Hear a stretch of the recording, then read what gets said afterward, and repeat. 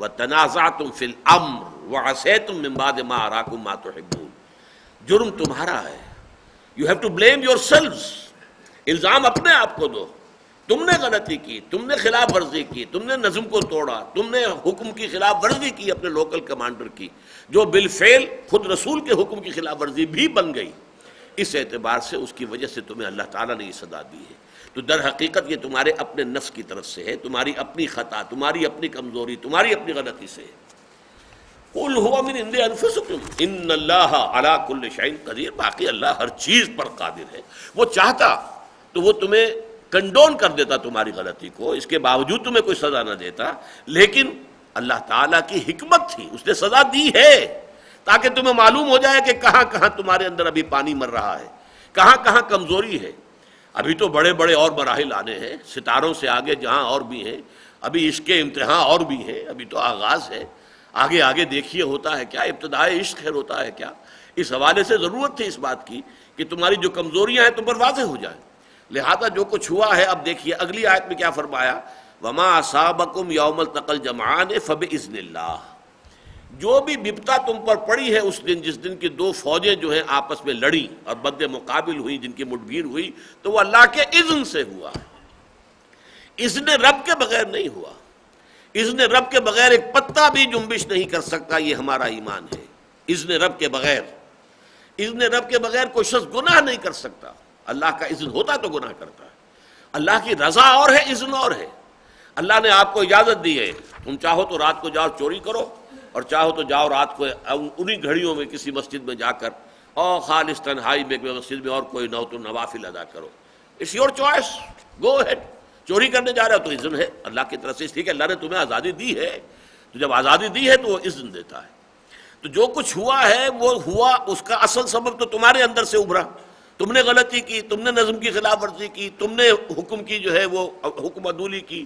لیکن اس کے بعد اس کا نتیجہ جو سامنے آیا ہے, اللہ چاہتا تو نتیجہ روک دیتا, کنڈون کر دیتا, معاف کر دیتا, لیکن نہیں. یہ فباذن اللہ, یہ اللہ کے اذن سے آیا ہے. وَلِيَعْلَمَ الْمُؤْمِنِينَ, یہاں واو جو آ گیا اس سے پہلے گویا کہ کوئی شے محذوف ہے, تاکہ تم اپنی غلطیوں اور خامیوں پر متنبہ ہو جاؤ, اور تاکہ اللہ دیکھ لے کہ کون ہے واقعی اہل ایمان. اگر یہ آزمائشیں نہ آئیں تو کیسے چھانٹی ہو؟ پھر تو کچے پکے ملے جلے رہیں گے, پھر تو اناج اور بھس جو ہے وہ ملا جلا رہے گا. اناج کو بھس سے علیحدہ کرنا ہے تو اللہ تعالیٰ کی طرف سے آزمائشیں آتی ہیں, تو اس کی یہ حکمت ہے. وَلِيُمَحِّصَ الَّذِينَ آمَنُوا, یہ بھی ہم پڑھ چکے ہیں. اور وَلِيُمَحِّصَ مَا فِي قُلُوبِكُمْ, اہل ایمان کے دلوں میں, ایمان میں اگر کہیں کوئی تھوڑا بہت شائبہ میں لگا ہوا ہے دنیا کی محبت کا اور مال و دولت دنیا کا, تو ظاہر بات ہے کہ اس سے بھی اللہ نے تمہیں پاک کرنا ہے. تو یہ جو تمحیص ہے اللہ کی, یہ در حقیقت انہی آزمائشوں کے ذریعے سے ہوتی ہے. وَلِيَعْلَمَ الَّذِينَ نَافَقُوا, اور تاکہ اللہ تعالیٰ دیکھ لے ان کو جو کہ منافق ہیں. یہاں اصل میں لفظ ہے یعلمہ, لفظی ترجمہ تو ہونا چاہیے کہ تاکہ اللہ معلوم کر لے, اللہ جان لے. لیکن یہ کہ یہ تو ہے لفظی ترجمہ, اس کی جو تعبیر ہم کریں گے وہ یہ ہے تاکہ اللہ ظاہر کر دے, واضح کر دے, مبرہن کر دے, صاف صاف لوگوں کے سامنے عیاں کر دے. ورنہ اللہ کا علم تو ظاہر بات ہے کہ قدیم ہے. اللہ کو تو پہلے سے معلوم ہے کہ کون صاحب ایمان ہے, کون منافق ہے. اللہ کا علم تو ہے ما کان و ما یکون پر محیط ہے. ایسا نہیں ہوتا کہ اللہ کو کسی فعل کے وجود میں آنے کے بعد اس کا علم ہو. اہل سنت کے نزدیک یہ نہیں ہے. ہاں اہل تشیع مانتے ہیں, اس کے لیے ان کے ہاں لفظ ہے بدا. اللہ کو بدا بھی ہوتا ہے. بدا سے مراد کیا ہے کہ کوئی شے اللہ کے علم میں پہلے نہیں تھی, اب آ گئی.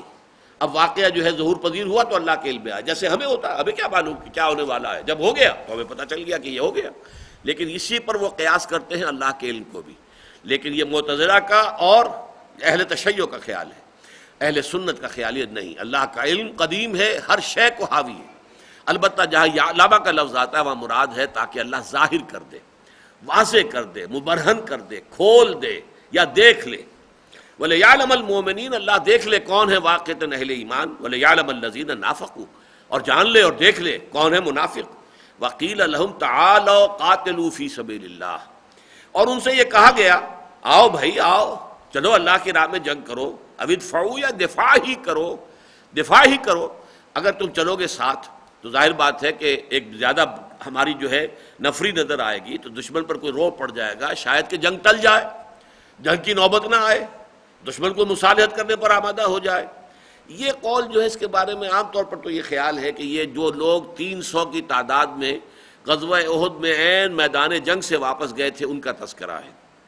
میرا ذاتی خیال یہ واللہ عالم کہ یہ در حقیقت مدینے سے جو منافق نکلے ہی نہیں، یہ تو وہ لوگ تھے 300 جو نکل تو آئے تھے حضور کے ساتھ، 1000 میں شامل تھے، اور اس کے بعد وہاں سے واپس گئے ہیں، جبکہ صبح کے وقت جو ہے صف بندی ہو رہی تھی کہ ادھر سامنے نظر آ رہے ہیں کفار مشرکین، وہ اپنی صفیں درست کر رہے ہیں، ادھر مسلمان صفیں درست کر رہے ہیں. تو اس وقت کا معاملہ یہ تھا کہ عبداللہ ابن ابی 300 آدمیوں کو لے کر چلا گیا. تو وہ 300 آدمی مدینے سے چل کر تو دامن احد تک پہنچے تھے، لیکن کچھ منافق ایسے بھی تھے جو مدینے سے نکلے ہی نہیں.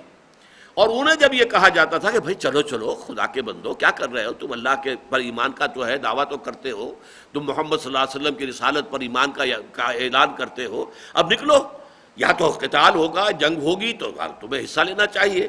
تعالو قاتلوا فی سبیل اللہ، آؤ چلو اور اللہ کی راہ میں قتال کرو، او ادفعوا، یا دفاع کر لو. یعنی یہ کہ اگر زیادہ بڑی جمعیت ہماری وہاں نکل کر کھڑی ہو جائے، فرض کیجئے کہ ان کے جو ہے 3000 آئے تھے تو 3000 ہی مقابلے میں یہاں نکل کے آ جائیں، تو ظاہر ہے انہیں بھی پھر سوچنا پڑے گا، غور و فکر کرنا پڑے گا، اور ہو سکتا ہے کہ یہ ٹل جائے معاملہ، دفاع ہو جائے، مدافعت ہو جائے. قالوا لو نعلم قتالا لتبعناکم، انہوں نے کہا اگر ہم سمجھتے کہ کوئی جنگ ہونی ہے تو ہم لازماً تمہارے ساتھ جاتے، جنگ ونگ کوئی نہیں ہونی ہے. اب یہ بھی مشکل مقام ہے اس سورہ مبارکہ میں کہ اس سے مراد ان کی کیا تھی. ایک تو یہ کہ یہ سب نورا کشتی ہے، اس کی کوئی حقیقت ہی نہیں، ہم جانتے ہیں کوئی جنگ ونگ نہیں ہونی ہے. یہ ادھر سے بھی قرشی آئے ہوئے ہیں، ادھر بھی محمد کے ساتھ جو ہے مہاجرین قرشی ہیں، یہ سب آپس میں بھائی بھائی ہیں، یہ سب نورا کشتی ہو رہی ہے، کچھ جنگ ہونی نہیں. یا یہ اس کے معنی بعض لوگوں نے یہ لیے ہیں کہ کوئی ڈھنگ کا معاملہ ہو، کوئی برابر کی چوٹ ہو تب تو جنگ کے لیے ہم جائیں. یہاں تو معاملہ جو ہے بہت ہی مختلف ہے، لہذا یہاں پر جانا ہم تو اپنے گھروں میں بیٹھ کر دفاع کریں گے جو دفاع کرنا ہے. واللہ عالم اس کا مفہوم کیا ہے. اگر ہم جانتے کہ جنگ ہونی ہے، یا اگر ہم سمجھتے کہ کوئی واقعی جنگ کا معاملہ یہ صحیح ہے تو ہم چلتے تمہارے ساتھ. ہم للکفر یومئذ اقرب منہم للایمان، وہ لوگ اس دن ایمان کے مقابلے میں کفر سے قریب تر تھے. اب منافق کون ہوتا ہے؟ منافق جو ہے وہ کفر اور ایمان کے درمیان جو ہے وہ جیسے پینڈولم ہوتا ہے ایک گھڑے کا، کلاک کا، ادھر سے ادھر ادھر سے ادھر، مذبذبین بین ذالک. قرآن مجید میں یہ حقیقتیں زیادہ جو ہے اگلی صورت میں جا کے واضح ہوں گی، سورہ نساء میں. لا الہ ہؤلاء ولا الہ ہؤلاء، منافق نہ ادھر ہوتا ہے نہ ادھر ہوتا ہے. ایک طرف وہ ہیں کہ جو اللہ کے دین کو ختم کرنے کے لیے میدان میں ڈٹ کر آ گئے، وہ بھی اپنی جانیں ہتھیلی پر رکھ کر آئے ہیں. ایک طرف وہ ہیں جو اللہ کے دین کے دفاع کے لیے، غلبے کے لیے آ گئے ہیں، اور انہوں نے بھی سر اپنے ہتھیلیوں پر رکھ لیے.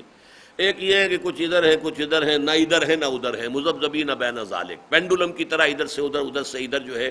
تو یہ جو ان کی کیفیت ہے در حقیقت اس میں ایمان، اسی کو وہاں پر بیان کیا گیا ہے سورہ نساء کے اندر ہی، ان الذین آمنوا ثم کفروا ثم آمنوا ثم کفروا ثم ازدادوا کفرا. یہ ہے منافق کا معاملہ جو ہے.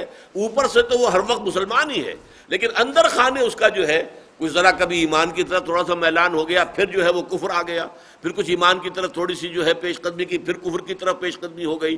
تو یہ پینڈولم ان کا سوئنگ کرتا رہتا ہے. تو فرمایا اس دن یہ لوگ جو ہیں وہ ایمان کی نسبت کفر سے قریب تر تھے، ان کا پینڈولم جو ہے وہ کفر کی طرف جو ہے جا کر جم گیا تھا. یقولون بافواہہم ما لیس فی قلوبہم، وہ اپنے دلوں سے، اپنے منہوں سے وہ باتیں کہہ رہے تھے جو ان کے دلوں میں نہیں تھی. واللہ عالم بما یکتمون، اور اللہ خوب جانتا ہے جو کچھ کہ وہ چھپا رہے تھے. یعنی اگر انہوں نے یہ کہا تھا کہ یہ تو سب جو ہے نورا کشتی ہے، کوئی جنگ ونگ نہیں ہونی، تو بھی جھوٹ بول رہے تھے، اور اللہ کو معلوم ہے کہ یہ کیا چیز چھپا رہے ہیں. اصل میں تو جنگ میں جانا نہیں چاہتے، لیکن کہہ یہ رہے کہ جنگ ہونی نہیں ہے. اور دوسرے یہ کہ یہ جو کہہ رہے ہیں کہ یہ تو بہت ہی جو مقابلہ جو ہے بڑا ان ایکول ہے، تو یہ بھی در حقیقت وہ اپنی جانیں بچانے کے لیے کہہ رہے تھے. الذین قالوا لاخوانہم، یہی وہ لوگ ہیں جنہوں نے اپنے بھائیوں کے بارے میں کہا، وقعدوا، خود بیٹھ رہے گھروں کے اندر، نہیں نکلے اللہ کی راہ میں، لو اطاعونا ما قتلوا، اگر انہوں نے بھی ہمارا کہنا مانا ہوتا تو قتل نہ ہوتے. دیکھو چلا گیا فلاں، میں نے روکا تھا، میرا بھائی وہ جو ہے کوئی اوسی کوئی خزرجی بیٹھ کر گھر میں افسوس کر رہا ہے، دیکھو میں نہیں گیا تھا، میں نے اپنے بھائی کو بھی روکا تھا، مت جاؤ، چلا گیا، مارا گیا نا. اگر نہ گیا ہوتا تو نہ مارا جاتا. الذین قالوا لاخوانہم وقعدوا، خود بیٹھے رہے، درا حال ہے کہ وہ بیٹھ گئے تھے، جنگ میں کے لیے نہیں نکلے. انہوں نے اپنے ان بھائیوں کے بارے میں کہا کہ جو شہید ہو گئے، لو اطاعونا ما قتلوا، اگر وہ ہمارا کہنا مان لیتے تو قتل نہ ہوتے. قل فادرؤوا عن انفسکم الموت ان کنتم صادقین، تو اے نبی ان سے کہیے اچھا اگر تم سچے ہو تو اپنے آپ